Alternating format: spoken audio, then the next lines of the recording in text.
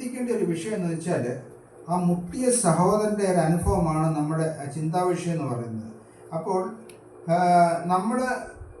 നമ്മൾ വിശ്വാസികളാണ്, നമ്മൾ ശിഷ്യന്മാരാണ്, നമ്മൾ പ്രാർത്ഥിക്കാൻ വരുന്നു, പോകുന്നു, നമ്മൾ ജോലി ചെയ്യുന്നു, നമ്മുടെ കാര്യങ്ങളൊക്കെ നോക്കുന്നു, വീട്ടുകാരെ നോക്കുന്നു, കുഞ്ഞുങ്ങളുടെ കാര്യം നോക്കുന്നു, നമ്മുടെ മറ്റെല്ലാ കാര്യങ്ങളും നമ്മൾ ഭംഗിയായിട്ട് ചെയ്യുന്നുണ്ട്, നമ്മുടെ ഡ്യൂട്ടീസ് എല്ലാം ഭംഗിയായിട്ട് ചെയ്യുന്നുണ്ട്. പക്ഷേ ഈ മുട്ടിയ സഹോദരൻ്റെ ഒരു ഡിഫക്റ്റ് എന്തുമായിരുന്നു?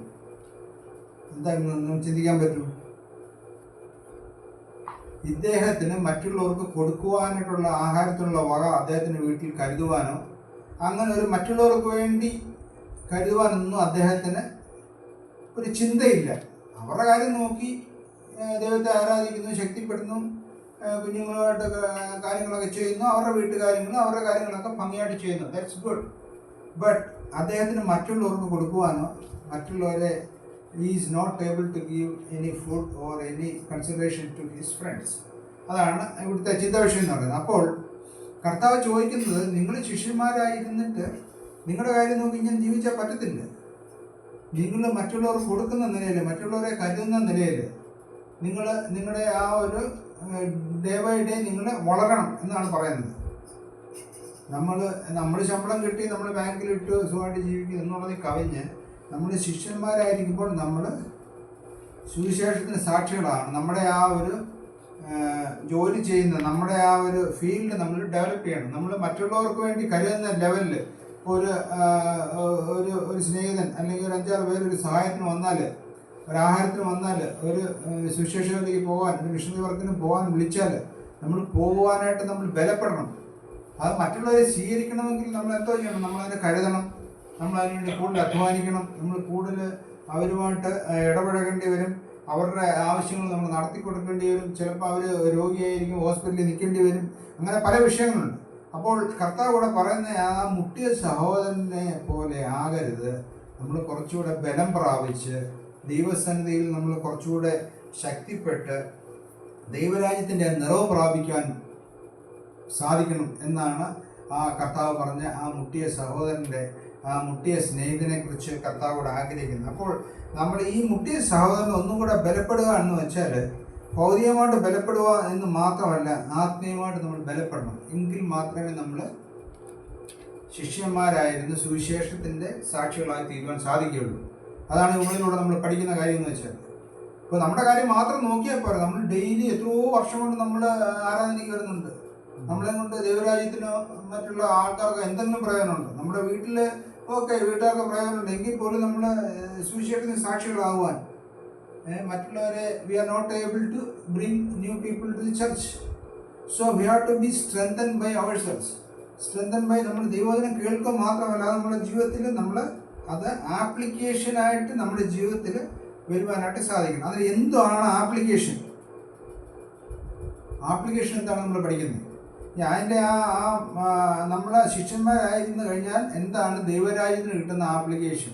ആ ആപ്ലിക്കേഷനിൽ നമ്മൾ എങ്ങനെ ആയിരിക്കണം? അതാണ് ആപ്ലിക്കേഷൻ. ആസ്ക്, സീക്ക് ആൻഡ് നോക്ക്. എന്താണ്? യാചിക്കുക, അന്വേഷിക്കുക, മുട്ടുക, എന്നാൽ നിങ്ങൾ കണ്ടെത്തും. അതാണ് കർത്താവ് പറഞ്ഞ ആ വാക്യം എന്ന് പറയുന്നത്. ആസ്ക്, ASK, ആസ്ക്, സീക്ക്, നോക്ക്.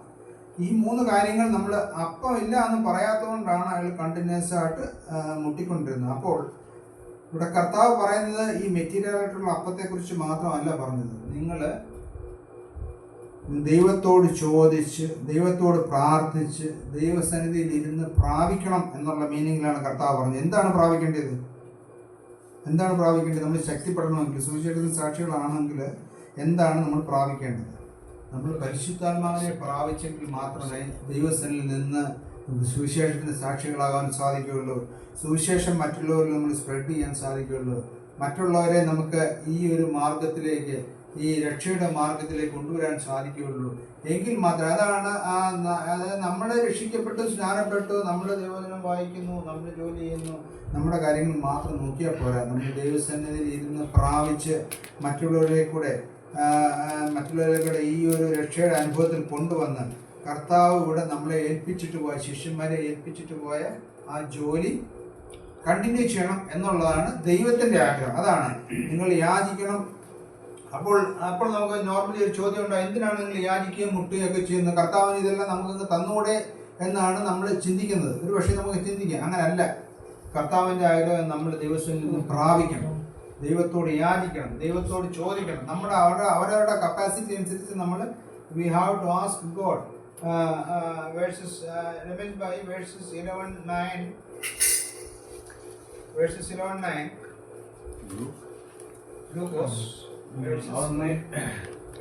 और मैं तुमसे कहता हूँ कि मांगो तो तुम्हें दिया जाएगा, ढूंढो तो तुम्हें पाओगे, खटखटाओ तो तुम्हारे लिए खोला जाएगा. अगर मांगो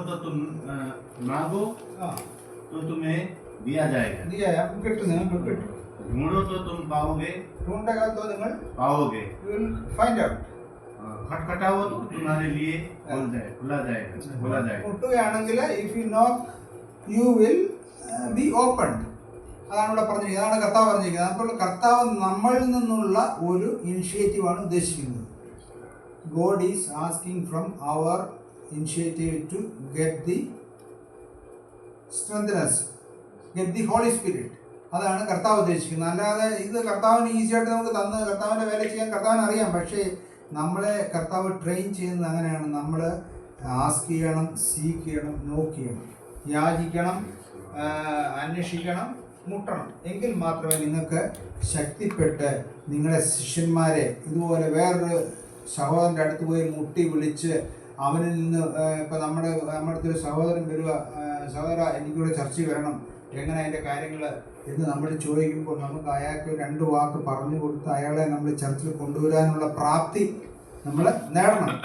ആ ഒരു ശക്തി നമ്മൾ പ്രാപിക്കണം, ആ ഒരു ഹോളി സ്പിരിറ്റ്. അല്ലാതെ നമ്മൾ ഒരാൾ നമ്മൾ ചോദിച്ചു, സഹോദര നമുക്ക് ചർച്ചയിൽ പോകണം, എന്താണ് അവിടെ എന്തെങ്കിലും റെസ്ട്രിക്ഷൻ ഉണ്ടോ, എന്തെങ്കിലും ഉണ്ടോ, എന്നിട്ട് നമ്മൾ ആവശ്യത്തിന് കാര്യങ്ങൾ പറഞ്ഞ് മനസ്സിലാക്കി അയാളുടെ ആ ലെവൽ ഓഫ് സ്പിരിച്വൽ മനസ്സിലാക്കി അയാളെ ഉപദേശിച്ച് നമ്മളെ ചർച്ചയിൽ കൊണ്ടുവരാം. അല്ലാതെ നേരെ പാസ്റ്റർക്ക് ആ നമ്പർ കൊടുത്ത് പാസ്റ്റർ സംസാരിക്കാൻ പറയുകയല്ലേ നമ്മൾ ചെയ്യേണ്ടത്.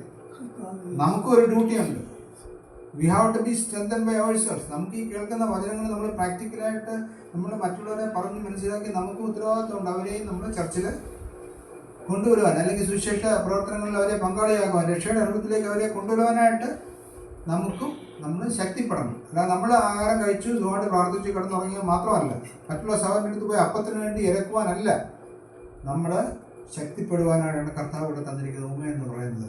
അപ്പോൾ ഇങ്ങനെ നമ്മൾ അതാണ് നമ്മൾ ഈ ലോക കാര്യങ്ങളാണ് പറഞ്ഞെങ്കിലും ദൈവം എന്തോ കർത്താവ് എന്തോ പറഞ്ഞത്. താഴോട്ട് വായിക്കാം. 12 മുട്ട ചോദിച്ചാൽ തേളിനെ കൊടുക്കുമോ?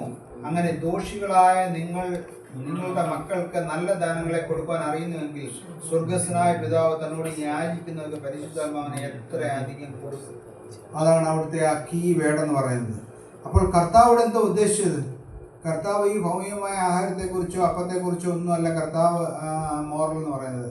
കർത്താവ് ആഗ്രഹിച്ചത് നിങ്ങൾ പരിശുദ്ധാത്മാവിനെ പ്രാപിച്ചെങ്കിൽ മാത്രമേ നമ്മുടെ വിശ്വാസ ജീവിതം, നമ്മുടെ ശിഷ്യത്വ ജീവിതം മുന്നോട്ട് കൊണ്ടുപോകാൻ, ഡിസൈപ്പിൾ ആയിരിക്കുവാൻ സാധിക്കുള്ളൂ എന്നാണ് കർത്താവ് അവിടെ നമ്മളെ പഠിപ്പിച്ചിരിക്കുന്ന മോറലിൽ നമുക്ക് കാണുവാനായിട്ട് സാധിക്കും. അപ്പോൾ നമ്മുടെ ഈ ജേണിയിൽ നമ്മൾ നമ്മുടെ ആ ഒരു വിശപ്പകറ്റുന്ന ആ ഒരു കാര്യങ്ങളെക്കുറിച്ചാണ് കർത്താവ് അങ്ങനെ പറഞ്ഞു വന്നെങ്കിലും ഇവിടെ വരുമ്പോൾ നമ്മൾ ശക്തിപ്പെട്ട് മറ്റുള്ളവരെയും സുവിശേഷം അറിയിക്കുവാൻ, സുവിശേഷത്തിന് സാക്ഷികളായ രക്ഷയിൽ കൊണ്ടുവരുവാൻ നമ്മൾ ശ്രമിക്കണം.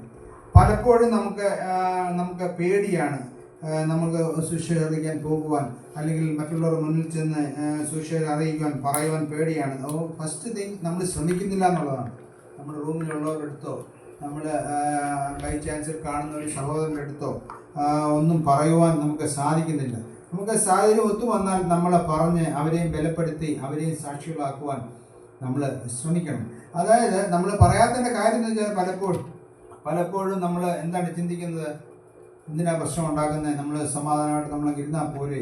അതല്ല എൻ്റെ കാര്യം. അതെൻ്റെ കാര്യം എന്ന് വെച്ചാൽ you are not equipped to minister to your friend. നമ്മൾ ഫ്രണ്ടിനെ നമ്മൾ മിനിസ്റ്റർ ചെയ്യാൻ, സുവിശേഷം അറിയിക്കാൻ നമ്മൾ എക്വിപ്ഡ് ആയിട്ടില്ല, നമ്മളതിന് ബലപ്പെട്ടിട്ടില്ല എന്നാണ് നമ്മൾ ഈ നോക്ക് ചെയ്യാൻ പോയ ആ സഹോദരനെ കുറിച്ച് നമുക്ക് മനസ്സിലാക്കുന്നത്. അപ്പോൾ നമ്മളും നമ്മുടെ കുടുംബത്തിൽ തന്നെ തുടങ്ങേണ്ടതുണ്ട്. നമ്മളുടെ കുടുംബത്തിൽ നമ്മൾ സാക്ഷികളായി തീർന്നു പോകാൻ നമ്മുടെ കുടുംബത്തിലുള്ള മറ്റുള്ളവരെ നമ്മൾ ഈ സാക്ഷിയുടെ ഈ ഹോളി സ്പിരിറ്റിൻ്റെ അനുഭവത്തിലേക്ക് കൊണ്ടുവരാൻ സാധിക്കണം. അപ്പോൾ നമ്മുടെ മിനിസ്ട്രി ബലപ്പെടും. പിന്നീട് നമ്മുടെ പ്രെയർ ലൈഫ് കണ്ടിന്യൂ ചെയ്യണം. പ്രെയർ ലൈഫ് മൂലം നമ്മൾ കർത്താവ് പറഞ്ഞിരിക്കുന്നത് നമ്മുടെ ദോഷികളായ നമ്മുടെ പിതാക്കന്മാർ എത്ര മോശമായ പിതാവാണെങ്കിലും മക്കൾക്ക് ഇങ്ങനെയുള്ള കാര്യങ്ങളൊന്നും കൊടുക്കത്തില്ല. അപ്പോൾ നമ്മുടെ സ്വർഗസ്വനായ വിശുദ്ധനായ പിതാവ് നമുക്ക് എന്താ തരാമെന്ന് പറഞ്ഞത് ഇവിടുന്ന് പോയപ്പോൾ? നിങ്ങൾക്ക് ഞാനൊരു കാര്യസ്ഥനെ തരും, ഹോളി സ്പിരിറ്റിനെ തരും. ഈ ലോകത്തിൽ നിങ്ങൾക്ക് എങ്ങനെയും ജീവിക്കുവാൻ, ഈ ലോകത്തിൽ എത്ര ദുഷ്ടമെന്ന് പറഞ്ഞ ലോകത്തിലാണെങ്കിൽ നിങ്ങൾക്ക് ശക്തിയോടെ ജീവിക്കാൻ വേണ്ടി ഞാൻ പരിശുദ്ധാത്മാവെന്ന കാര്യസ്ഥനെ നിങ്ങൾക്ക് തരും. ഇതിനെ പ്രാപിക്കണം. ഇതിൻ്റെ ശക്തിയിൽ മുന്നോട്ട് പോയെങ്കിൽ മാത്രമേ നമ്മുടെ ഈ ജീവിതം മുന്നോട്ട് പോകത്തുള്ളൂ. നമ്മൾ മത്തായിയുടെ സുവിശേഷം 5-ാം അധ്യായത്തിൽ കാണുവാനായിട്ട് സാധിക്കും, ആത്മാവിൽ ദരിദ്രരായവർ ഭാഗ്യവാന്മാർ, സ്വർഗരാജ്യം അവർക്കുള്ളത്. അപ്പോൾ അങ്ങനെ പറഞ്ഞാൽ തന്നെ ആത്മാവിൽ ദരിദ്രരായെന്ന് മീൻസ് നമ്മൾ ചിന്തിക്കൽ എപ്പോഴും നമ്മൾ ദരിദ്രരായിട്ടിരുന്ന് ഇങ്ങനെ ഇരിക്കുവല്ല. ആ ദാരിദ്ര്യം മീൻസ് അതിനോടൊരു വാഞ്ച, അതിനോടുള്ളൊരു ആഗ്രഹം. ആത്മാവിൽ നമ്മൾ എപ്പോഴും ജാഗരിച്ചിരിക്കണം. കർത്താവിൽ നിന്ന് പ്രാപിക്കുവാൻ ഹോളി സ്പിരിറ്റ് നമ്മളെ ഗൈഡ് ചെയ്യുവാൻ വേണ്ടി എപ്പോഴും നമ്മൾ ഹോളി സ്പിരിറ്റിൻ്റെ ആ ഒരു ഗൈഡൻസിൽ, ആ ഒരു അതിൻ്റെ അണ്ടറിൽ വേണം നമ്മൾ ഇരിക്കണം ഹോളി സ്പിരിറ്റിന്. അപ്പോൾ അങ്ങനെ മടുത്തു പോകാതെ പ്രാർത്ഥിക്കുമ്പോൾ നമുക്ക് ഹോളി സ്പിരിറ്റിനെ കർത്താവ് തരുവാനായിട്ട് ഇടയാകും. അങ്ങനെ തരുമ്പോൾ ഹോളി സ്പിരിറ്റ് നമ്മൾ ഫില്ലായി കഴിയുമ്പോൾ എന്തോ what will happen if the holy spirit will fill with us? After filling the Holy Spirit, it will be flow out.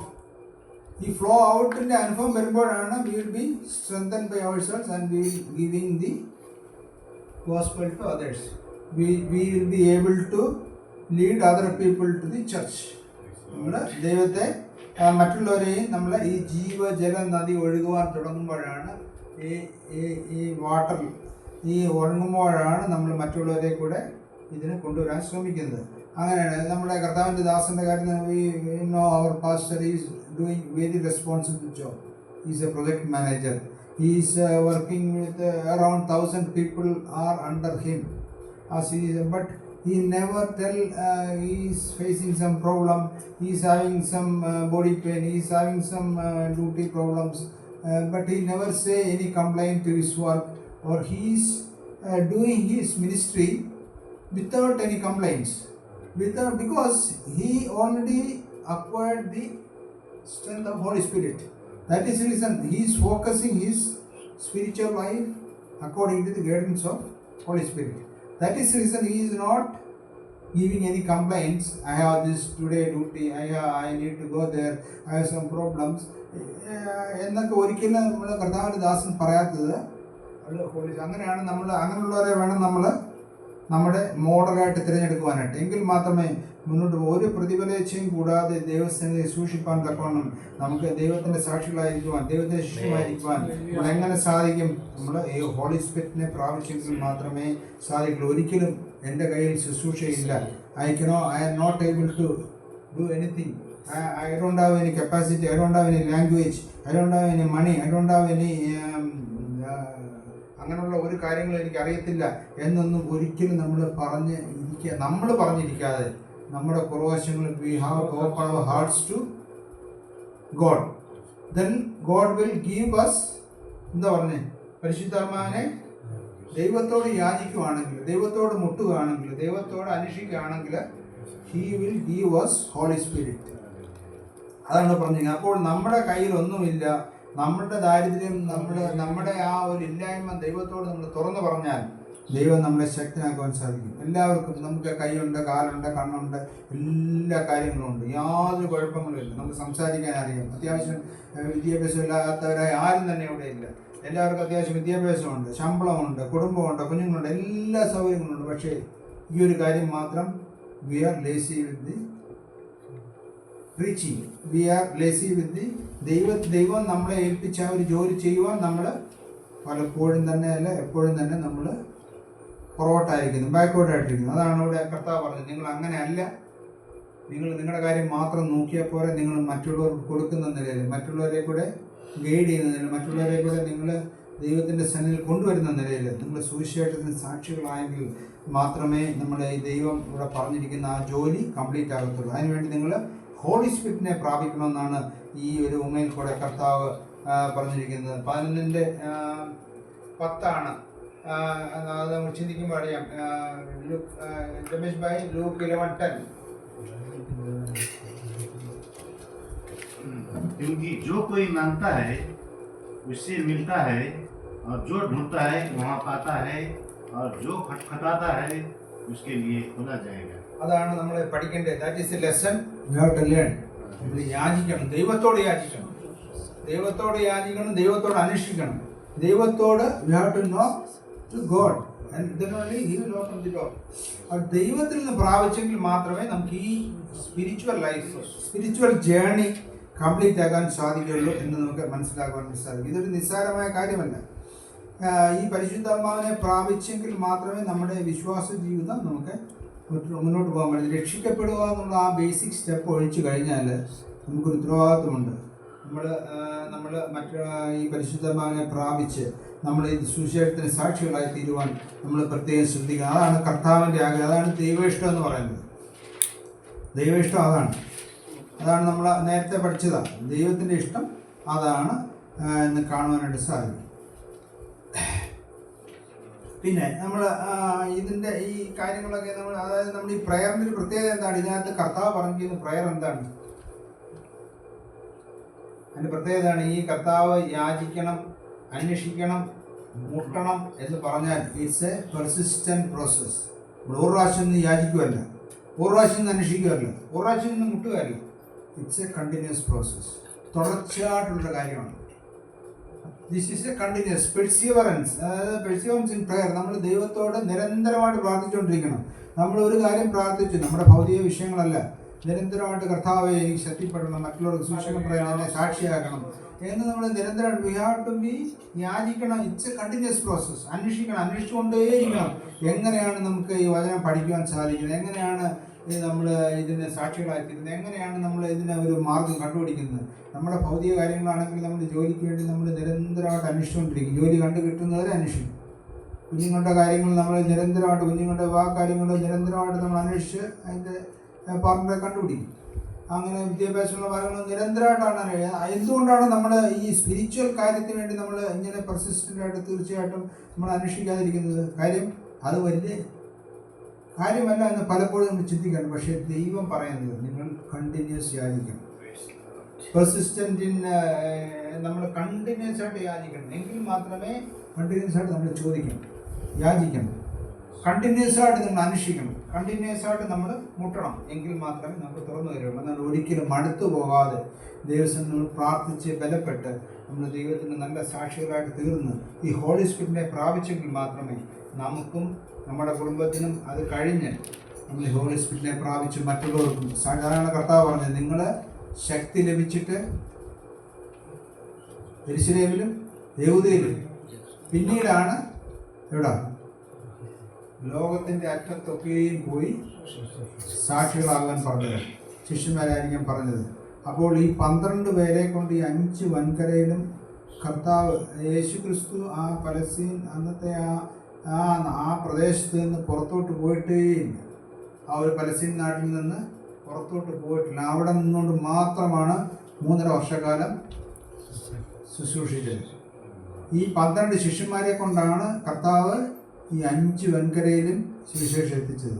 നമുക്ക് പാസ്റ്റ് ഹിസ്റ്ററിയൊക്കെ വായിക്കുമ്പോൾ അനേക ദേവദാസന്മാർ ബൈബിൾ പരിവർത്തനം ചെയ്ത് ബൈബിൾ എല്ലാവരും ലാംഗ്വേജിലാക്കി അനേകം വർക്കുകൾ നടക്കുന്നുണ്ട്. നമ്മളാൽ കഴിവത് ഈ സുവിശേഷത്തിന് സാക്ഷികളാകുവാൻ അറ്റ്ലീസ്റ്റ് ഒരു വർഷം ഒരാളെങ്കിലും ദിവസം കൊണ്ടുവരുവാൻ, ഒരു മാസം ഒരാളെങ്കിലും കൊണ്ടുവരുവാൻ, അല്ലെങ്കിൽ ഒരു will be able to speech, will be able to നമ്മൾ ദൈവത്തിൻ്റെ സാക്ഷിയായിരിക്കാൻ അറ്റ്ലീസ്റ്റ് നമ്മളാൽ കഴിവത് നമ്മൾ ദൈവത്തിൽ നിന്ന് പ്രാപിച്ച് ദൈവത്തിന് സാക്ഷികളായിരുന്നു. നമ്മൾ സ്റ്റെപ്പ് ബൈ സ്റ്റെപ്പായിട്ട് നമ്മൾ ശക്തിപ്പെട്ട് ദൈവത്തിൻ്റെ ഹോളി സ്പിരിറ്റിനെ പ്രാപിച്ച് നമ്മൾ ദൈവത്തിൻ്റെ സാക്ഷികളായിരുന്നു. കർത്താവ് പറഞ്ഞ അൺഫിനിഷ്ഡ് വർക്ക്, കർത്താവ് ഇവിടെ നമുക്ക് ഏൽപ്പിച്ചിട്ട് പോയ സുവിശേഷം നമ്മൾ വേണ്ടുവോളം സ്പ്രെഡ് ചെയ്ത് അനേകം പേരെ തീയിൽ വെള്ളത്തിൽ വലിച്ചെടുത്ത് രക്ഷയുടെ അടുത്ത് കൊണ്ടുവരുവാൻ ദൈവങ്ങളായ നമ്മളെല്ലാവരും നമ്മൾ ശ്രദ്ധിക്കണമെന്ന് പ്രത്യേകം ഓർപ്പിക്കുന്നു. ഇതാണ് ഇന്ന് നമ്മൾ പഠിച്ച ഇതിൻ്റെ കാര്യങ്ങൾ നമ്മൾ വീട്ടിൽ പോയിരുന്ന് we have to learn these lessons by reading this chapter Lucas 11, then we will be strengthened by the Holy Spirit and we will be able to do the God's work, continuous work we can do. നമുക്ക് ഒരു പാട്ട് പാടാം. കഷ്ടങ്ങളിലും പതറങ്ങളിലും പാട്ടുണ്ട്.